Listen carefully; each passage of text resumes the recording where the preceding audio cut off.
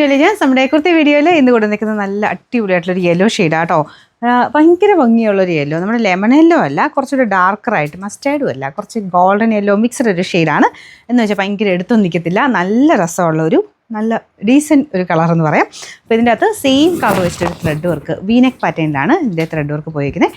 നെക്കും V-neck തന്നെയാണ് കേട്ടോ. സിമ്പിളാണ്, സിൽക്ക് മിക്സ് ആയിട്ടുള്ള ഫാബ്രിക്, സെമി സിൽക്കിൻ്റെ മെറ്റീരിയലാണ്, പക്ഷെ നല്ല സോഫ്റ്റാണ്, നല്ല സ്മൂത്ത് ആയിട്ടുള്ള മെറ്റീരിയൽ. ലൈനിങ് ഇട്ട് ചെയ്തിരിക്കുന്ന ഐറ്റമാണ്, അതുകൊണ്ട് നിങ്ങൾ നെക്സ്റ്റ് സൈസ് എടുക്കണം. നോർമലി ഉപയോഗിക്കുന്നേക്കാളും അടുത്ത സൈസ് വേണം എടുക്കാനായിട്ട്. അപ്പോൾ നമ്മൾ മീഡിയം ഉപയോഗിക്കുന്നതാണെങ്കിൽ ലാർജ് എന്നുള്ള പോർഷനിൽ എല്ലാം എഴുതിയിരിക്കുന്ന പോർഷനിൽ വെച്ച് സ്ക്രീൻഷോട്ട് എടുക്കാൻ ശ്രദ്ധിക്കുക. ഓട്ടോമാറ്റിക് സിസ്റ്റം ആയതുകൊണ്ട് നമ്മൾ യൂസ് ചെയ്യുന്നതുകൊണ്ടാണ് ബാർകോഡ് ക്ലിയർ ആയിട്ട് കിട്ടുന്ന രീതിയിൽ ഫോട്ടോ എടുക്കാൻ പറയുന്നത്. പിന്നെ ഈ ഒരു കുർത്തയ്ക്കകത്താകുമ്പോൾ ചെറിയൊരു കൺഫ്യൂഷൻ എല്ലാവർക്കും ഉള്ളതുകൊണ്ടാണ് ഞാൻ എടുത്തെടുത്ത് എല്ലാത്തിനും പറയുന്നത്. അപ്പം എം വേണ്ടവർ എം എന്നുള്ള പോർഷനിൽ സ്ക്രീൻഷോട്ട് എടുക്കുക. ഇത് എൽ ആണെങ്കിൽ എൽ എന്നുള്ള പോർഷനിൽ. അപ്പം അങ്ങനെ ഈ ഒരു ഫോട്ടോ എടുത്തിട്ട് XXL ഉണ്ടോ എന്ന് ജസ്റ്റ് റൈറ്റ് ചെയ്ത് ചോദിക്കരുത്, നമ്മളത് കാണത്തില്ല. കാരണം ഓട്ടോമാറ്റിക് നിങ്ങൾക്ക് ആ ഒരു ഫോട്ടോ നിങ്ങൾ അയക്കത്തില്ലേ, അത് വെച്ചിട്ട് ഡിറ്റക്ട് ചെയ്തിട്ടാണ് നിങ്ങൾക്ക് അവൈലബിലിറ്റി കിട്ടുന്നത്. അപ്പോൾ അത് പ്രത്യേകം ശ്രദ്ധിക്കുക. പിന്നെ അവസാനം കൺഫർമേഷനൊക്കെ ചോദിച്ച് വരുമ്പോഴായിരിക്കും ഇത് മാറ്റം ഉണ്ടെന്ന് അറിയുന്നത്.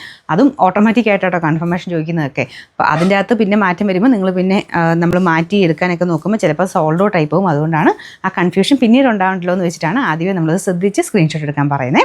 അപ്പോൾ ഇതിന് നല്ല ലെങ്ത് ഉണ്ട് കേട്ടോ. എനിക്ക് തോന്നുന്നൊരു 47 അടുത്ത് തന്നെ ലെങ്ത് ഉള്ള ഐറ്റമാണ്.